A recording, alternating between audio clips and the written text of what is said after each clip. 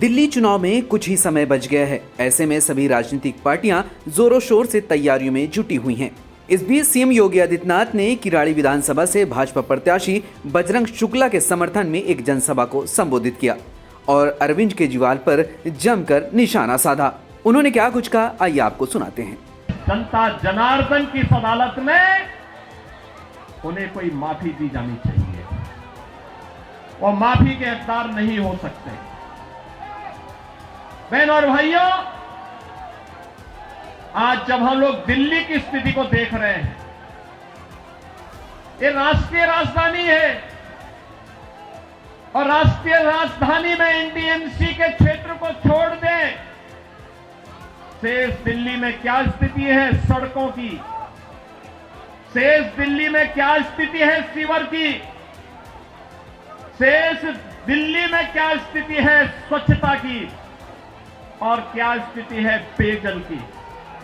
ये बुनियादी सुविधाएं होती हैं, ये बुनियादी सुविधाएं होती, हर नागरिक का अधिकार होता है इन सभी सुविधाओं पर।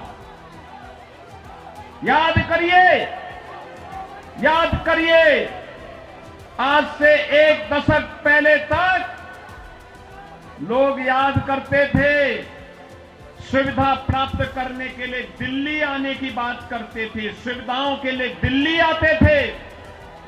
अच्छी सड़क देखनी हो, मॉडल देखना हो, मेट्रो का मॉडल जो सरदार अटल बिहारी वाजपेयी जी ने प्रारंभ किया था, उसे देखने के लिए पूरा देश दिल्ली आता था।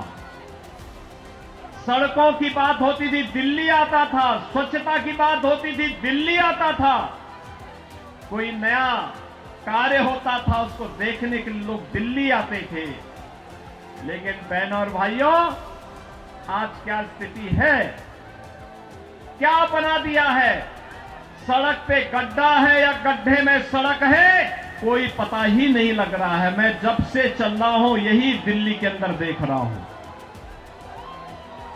बहनों और भाइयों, ये हमने खिलवाड़ करने की छूट एक व्यक्ति को और उनके गिरोह को क्यों दे दी है? स्वच्छता की स्थिति कितनी दुर्गतिपूर्ण है। कूड़ा का ढेर पड़ा हुआ है, गंदगी का ढेर पड़ा हुआ है। दिल्ली राष्ट्रीय राजधानी के अंदर इस प्रकार की दुर्गति हो, सीवर बह रहा सड़कों पर, हमारे वाहनों को भी उसी सीवर के बहते हुए सीवर से गुजरना पड़ा। और अभी तो पेयजल का भीषण संकट आने वाला है। दिल्ली में आम आदमी पार्टी की सरकार का पाप का भुक्तभोगी हमारी पावन मथुरा वृंदावन के श्रद्धालुओं को और संतों को भी उठाना पड़ता है। अरविंद केजरीवाल जी से और उनकी पूरी टीम से क्या किसी मंदिर के सुंदरीकरण की कार्य योजना को उन्होंने कभी आगे बढ़ाया? कभी बढ़ाया? मॉडल देखना हो तो आइए काशी में काशी विश्वनाथ धाम को देखिए। मॉडल देखना हो अयोध्या में श्री राम जन्मभूमि पर भगवान राम के भव्य मंदिर के मॉडल को देखो। मॉडल देखना हो तो प्रयागराज में आइए। प्रयागराज में महाकुंभ के आयोजन स्थल को देखो। आस्था का सम्मान ऐसे होता है। 1000 से अधिक ऐसे विरासत से जुड़े हुए धार्मिक और आध्यात्मिक स्थलों के पुनरुद्धार और सुंदरीकरण का कार्य के लिए उत्तर प्रदेश के अंदर चल रहा है या पूरा हो चुका है। बहनों और भाइयों, यहां पर आम आदमी पार्टी आपकी भावनाओं के साथ खिलवाड़ कर रही है, लेकिन वे भत्ता देने की बात और मानदेय देने की बात करते समय भूल गए कि उन्होंने बौद्ध मठों से जुड़े हुए भंतों को छोड़ दिया है। बनते भी पाए इसकी उनको चिंता नहीं। भगवान वाल्मीकि के समय से वाल्मीकि समुदाय से जुड़े हुए तमाम हमारे संत वाल्मीकि मंदिरों में पूजा अर्चना करते हैं। उनको उन्होंने भुला दिया, उनके एजेंडे में कहीं नहीं। आम आदमी पार्टी के एजेंडे में रविदासी मंदिरों के पुजारी नहीं है। यानी आज भी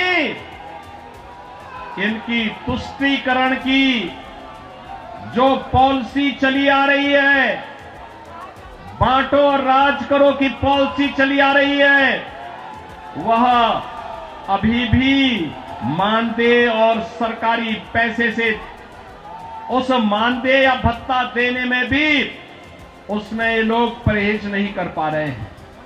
और इसीलिए तो मैं आप सबसे कहना चाहूंगा कि बहनों और भाइयों, आज प्रधानमंत्री मोदी जी के नेतृत्व में हम एक नए भारत का दर्शन कर रहे हैं। एक नया भारत अगर हमें काशी में काशी विश्वनाथ का दर्शन कराता है, तो उत्तराखंड में केदारपुरी में भगवान केदारेश्वर का भी भव्य मंदिर का पुनरुद्धार का कार्य वहां चल रहा है।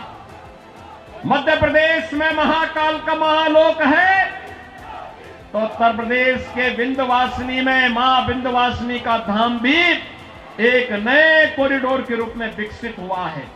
अयोध्या में 500 वर्षों के बाद फिर से रामलला विराजमान हो गए हैं। और इस अवसर पर मैं आप सबसे अपील करना चाहूंगा, यह समय है, जैसे उत्तर प्रदेश डबल इंजन सरकार का लाभ प्राप्त कर रहा है, एक साथ एक स्वर में सभी सरकारें मिल करके विकास को ध्यान में रख करके, युवाओं के भविष्य को ध्यान में रख करके, अन्नदाता किसानों के भविष्य को ध्यान में रख करके, बहन और बेटियों की सुरक्षा को ध्यान में रख करके, व्यापारियों की सुरक्षा को ध्यान में रख करके अपना कार्य कर रही है।